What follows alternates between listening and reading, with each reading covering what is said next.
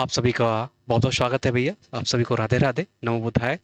तो आप सभी का पीजीटी का एग्ज़ाम तो हो गया होगा। जो टीजीटी वाले बच्चे हैं वो पीजीटी का लेवल देख लिए होंगे, सारे प्रश्नों को देख लिए होंगे, कौन से लेवल का प्रश्न आया। तो बहुत ही अच्छा लेवल था। जो कठिन थे बहुत ही ज़्यादा कठिन थे, जो सरल थे बहुत ही ज़्यादा सरल थे, दोनों लेवल का था। लेकिन जिसने भी धैर्य के साथ को एग्ज़ाम में दिया, सफलता भी उसी को ही मिलेगी पीजीटी में। और ऐसे ऐसे प्रश्न भी पूछे गए ना साहब, कि जो इम्पोर्टेंट नहीं थे वो भी पूछे गए। अब देखिए, एक हमने जो फ्री की वीकली टेस्ट करवा रखी थी, कम से कम 2-3 प्रश्न तो आपके गद्यकाव्य से ही पूछ लिए गए। बहुत कम गद्यकाव्य ही लिखे गए, लेकिन उनसे भी आपको 2-3 प्रश्न मिले। तो एक काम आप सभी को करना है कि सबसे पहले जितने सारी रचनाएं हैं विधाओं की, चाहे विधाओं की रचनाएं हो, चाहे आधुनिक काल की रचनाएं हो, चाहे भक्ति काल से लेकर पूरा आधुनिक काल तक, यानी आदिकाल से उठाइए सीधे सीधे मोटी मोटी रचनाएं, तो रटिए ही रटिए। लेकिन जो इंपॉर्टेंट रचनाएं नहीं है उनको भी रट डालिएगा, क्योंकि पीजीटी में ऐसी ऐसी रचनाएं पूछी गई हैं। कथन तो ना के बराबर पूछा गया है, लेकिन टीजीटी में कथन पूछेगा। याद रखिएगा, अलर्ट रहिएगा। ऐसा नहीं मत सोचिएगा कि अरे बहुत बहुत ऊपर से प्रश्न आएगा या तो बहुत ही डीपली पूछेगा। तो एकदम से अलर्ट रहना है।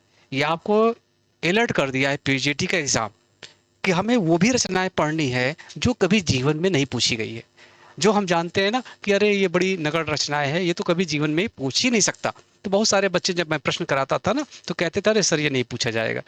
अब वो बच्चे से मैं पूछना चाहूंगा कि अब बोलोगे कि कौन सा प्रश्न पूछा जाएगा, कौन सा नहीं पूछा जाएगा। मैं बार बार कहता था कि सभी पढ़ के जाना, चाहे इंपॉर्टेंट रचना हो चाहे इंपॉर्टेंट रचनाएं ना हो, उनको भी पढ़ के जाना है। तो चलिएगा, संस्कृत साहित्य से काफी प्रश्न पूछे गए, तो संस्कृत साहित्य को रट लीजिएगा। 4 क्लास आपको हमने संस्कृत साहित्य की दे चुके हैं। ये 5वीं क्लास होगी। मुश्किल से 10-12 राइटर ही संस्कृत साहित्य के हैं, और सभी को रट लीजिए। कम से कम आपको 8-10 प्रश्न यहाँ से बनेंगे टीजीटी में। और इसकी पीडीएफ आपको जहां प्रश्नोत्तरी वाली पीडीएफ अपलोड हो रही है, आपको वही पीडीएफ भी मिल जाएगी। तो चलिए, बहुत शार्ट में आपको समझा रहा हूँ, सीधे सीधे। मैंने पहले पूरा ही लिख लिया है, क्योंकि मैं नहीं चाहता कि आपका 1 घंटे में समय बर्बाद करूं। मुश्किल से 5-7 मिनट में ये क्लास खत्म हो जाएगी। 5-7 मिनट का एक बार वीडियो देख लीजिएगा, और इसकी सारी पीडीएफ आपको जहां प्रश्नोत्तरी अपलोड हो रही है वहीं पर इसकी पीडीएफ भी मिल जाए होगी। और अभी जिसकी भी आंखें ना खुली हो टीजीटी वाले बच्चों की, आंखें खोल के पैटर्न देख के उसी तरह पढ़ाई करिएगा जैसे मैं प्रश्न करवा रहा था। ठीक है, तो चलिए अब सबसे पहले हम बात करके अगले राइटर जो तंडी, ये 5वें राइटर हो गए ना। 4 राइटर की आपको हमने क्लास दे चुके हैं, तो सारे राइटर की क्लास आपको टीजीटी के एग्जाम के पहले मिल जाएगी। बस 5-5 मिनट में सभी को देख लीजिएगा। जो पीडीएफ है बस पीडीएफ से रट के जाइएगा। देखिए, जो पीडीएफ से रट के गया होगा तो मुश्किल से वहां भी आपको 4-5 रचनाएं तो 4 राइटर से ही मिल गई होंगी। तो चलिए सबसे पहले बात करेंगे दंडी की। तो दंडी जी का जो जीवन काल है, जो समय है, कोई 7वीं शताब्दी भी मानता है उत्तरार्ध, कोई 8वीं शती भी मानता है, तो थोड़ा सा विवाद है। तो दोनों को याद रखिएगा, 7वीं और 8वीं शती। ये क्योंकि इनके जो पिता थे ये गुजरात में थे। इनका जो जीवन काल था इनका जंगलों में बीता, कांची में बीता। लेकिन इनके जो पितामह थे, जो इनके पिता थे, कहाँ के? आनंदपुर के रहने वाले थे। ध्यान से समझिएगा, बस एक बार समझ लीजिएगा तो पीडीएफ देखोगे आपको समझ में आ जाएगा। तो इनके जो पितामह थे कहाँ के रहने वाले थे? गुजरात के। कहाँ पे? गुजरात में आनंदपुर। ध्यान दीजिएगा, आनंदपुर गुजरात के रहने वाले थे। तो ये जाकर कहाँ बसे?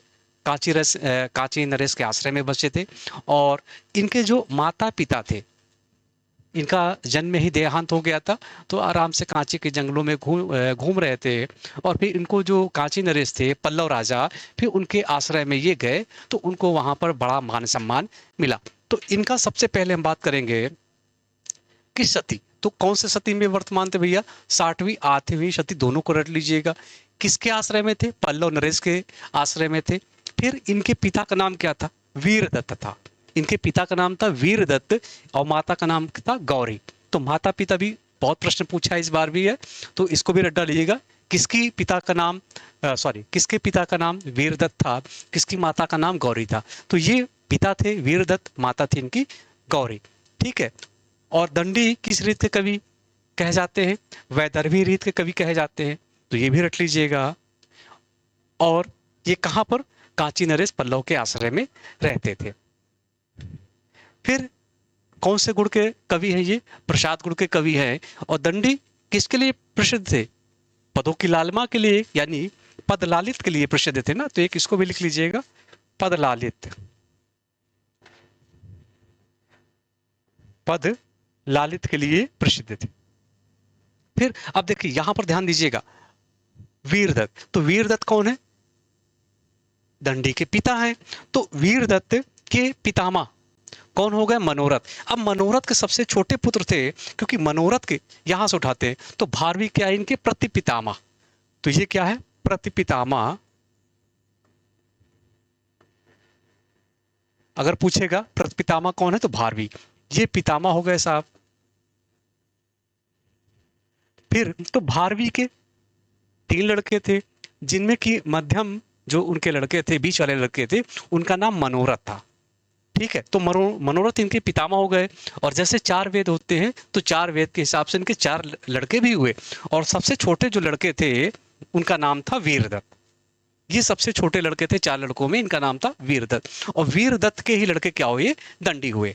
तो वीरदत्त इनके पिता, माता इनके गौरी, पितामह इनके मनोरथ, मनोरथ के पिता भारवी, यानी भारवी क्या हो गए? प्रतिपितामह हो गए। पितामह क्या हो गए? मनोरथ हो गए। प्रतिपितामह क्या हो गए? भारवी हो गए। तो यहाँ तक आपको बात समझ आ गई। और दंडी किसके लिए प्रसिद्ध थे? पदों की लालिमा के लिए, यानी पद लालित के लिए प्रसिद्ध थे। प्रसाद गुण वैदर्भी रीत कवि थे। माता पिता और 7वीं 8वीं सती पल्लव नरेश। और ये सबसे पहले इनके पितामह कहाँ के रहने वाले थे?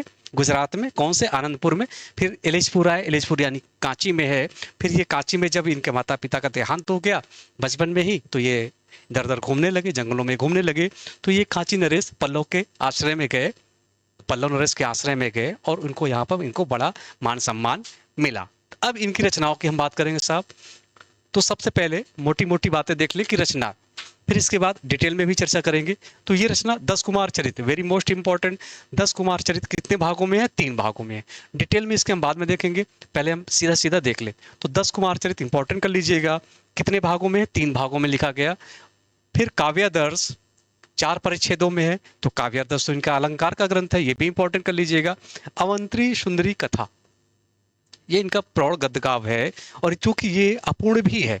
फिर इसके बाद द्विसंधान काव्य, यानी रामायण और महाभारत के कथा मूल को आधार बनाकर ये काव्य लिखा गया, इसीलिए इसका नाम क्या पड़ा? द्विसंधान काव्य। तो रामायण और महाभारत के कथा मूल को आधार बनाया गया। फिर इसके बाद छंदो विचित्र और ये कला परिच्छेद। कुछ लोग इनकी रचना नहीं मानते, लेकिन ये काव्य दर्श में दंडी ने स्वयं इसका उल्लेख किया है, छंदो विचित्र का और कला परिच्छेद का।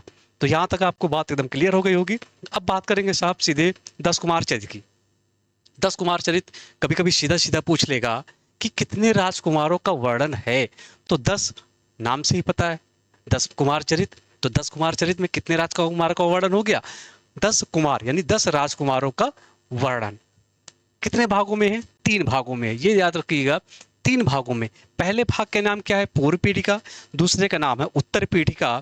और तीसरे भाग का नाम है उपसंहार। अब बहुत गहराई से जाएगा, देखिए प्रश्न कहीं से ही बन सकता है, इसलिए हमें गहराई से थोड़ा सा पढ़ना ही पड़ेगा। तो गहराई से पढ़ लीजिए। कभी कभी पूछ लेगा कि पूर्व पीठिका में कितने राजकुमारों का वर्णन है, या उत्तर पीठिका में कितने राजकुमारों का वर्णन है, या उपसंहार में क्या है, किसके जीवन चरित्र का वर्णन है। ठीक है, तो बस थोड़ा थोड़ा मोटा मोटा देख लेते हैं। तो पूर्व पीठिका में कितने उच्छ्वास हैं? 5 उच्छ्वास है। पूर्व पीठिका में कितने उच्छ्वासों में वर्णन है? 5 उच्छ्वासों में वर्णन है।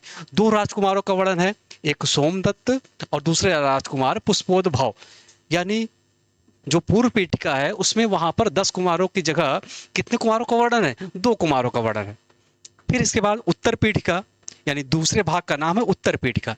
कितने उच्छ्वासों में है? 8 उच्छ्वासों में है। और 8 उच्छ्वासों में है तो कितने कुमारों का वर्णन होंगे यहाँ पर? 8। ध्यान दीजिएगा।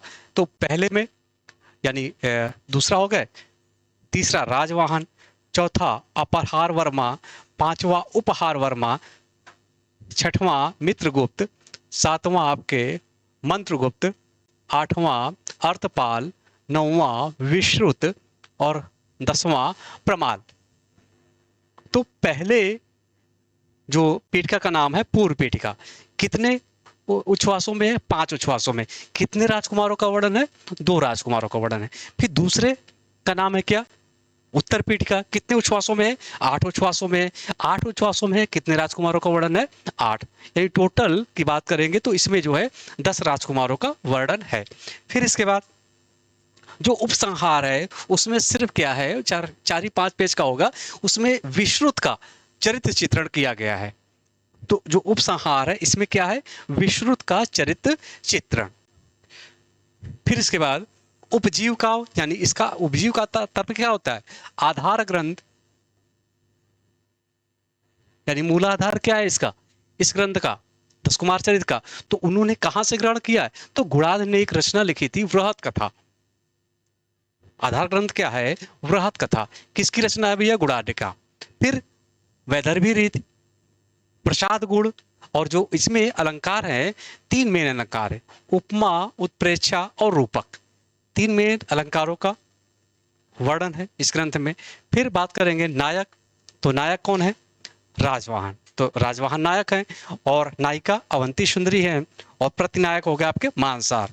तो नायक इंपॉर्टेंट कर लीजिएगा, राजवाहन, नायिका, अवंती सुंदरी, यानी इन्हीं के 10 कुमारों का तो वर्णन है। फिर प्रतिनायक कौन हो गया आपके, मानसार। फिर इनकी दूसरी रचना बात करेंगे, काव्यादर्श, वेरी मोस्ट इंपॉर्टेंट कर लीजिएगा, क्योंकि ये कैसा ग्रंथ है, ये अलंकारों का ग्रंथ है। कितने अलंकार, कितने भागों में है, कौन से भाग में क्या वर्णन है, इसकी हम चर्चा करेंगे डिटेल से। तो काव्यादर्श, ये पल्लव जो नरेश थे उनके पुत्र को शिक्षा देने के लिए लिखा गया था।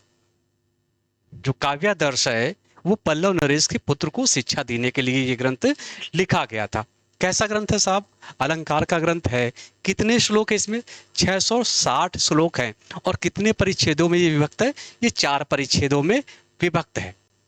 कितने परिच्छेदों में विभक्त है, ये 4 परिच्छेदों में। तो पहले परिच्छेद में क्या है, काव्य लक्षण, काव्य रीति, 10 गुणों का वर्णन। फिर दूसरे परिच्छेद में 35 अलंकारों का वर्णन है। फिर तीसरे परिच्छेद में शब्दालंकारों का वर्णन है, कौन कौन से, यमक, प्रहेलिका, चित्रबद्ध और उनके 16 भेदों का भी वर्णन है। तो ये कर लीजिएगा। तो दूसरे में क्या है, 35 अलंकारों का वर्णन है। फिर तीसरे परिच्छेद में क्या है, आपके शब्दालंकारों का वर्णन है। फिर चौथे परिच्छेद में क्या है, 200 का लक्षण सहित वर्णन है, यानी 200 का लक्षण उदाहरण सहित वर्णन किया गया है। फिर इनकी अगली रचना की बात करेंगे, अवंती सुंदरी कथा। तो ये एक प्रौढ़ गद्य काव्य है और अपूर्ण भी है, यानी अधूरा ग्रंथ भी है, और ये क्या है, प्रौढ़ गद्य काव्य है। और सबसे इंपॉर्टेंट चीज है कि इसमें दंडी के जीवन में काफी जानकारी भी मिलती है। अगर प्रश्न पूछेगा कि दंडी के जीवन में कौन सी जानकारी, यानी दंडी के जीवन के बारे में जानकारी कौन से ग्रंथ में मिलती है, तो इसी ग्रंथ में अवंती और सुंदरी का कथा का वर्णन है इसमें, और ये उदात्त शैली में लिखा गया है, और काव्यादर्श की ये पूर्व पीठिका भी मानी जाती है। तो ये भी इंपॉर्टेंट कर लीजिएगा कि काव्यादर्श यानी जो अलंकार का ग्रंथ था उसकी पूर्व पीठिका कौन सी है, तो आपकी अवंती सुंदरी कथा। फिर अगली रचनाओं की हम बात करेंगे, इनके द्विसंधान काव्य। द्विसंधान काव्य नाम ही है, द्विसंधान काव्य महाकाव्य है। इसका आधार क्या है, रामायण और महाभारत कथा मूलक ये रचना है, इसीलिए इसका नाम क्या रखा है, द्विसंधान काव्य। फिर चूंकि उपलब्ध ही नहीं है, ये रचना उपलब्ध ही नहीं है, तो इसके बारे में जानकारी भी ज्यादा नहीं मिल पा रही है। फिर इसके बाद छंदो विचित और कला परिच्छेद भी ये इन्हीं की रचनाएं हैं। तो दोनों की रचनाएं, क्योंकि दोनों की रचनाओं की जानकारी इन्होंने अपने ग्रंथ में दे दिया है।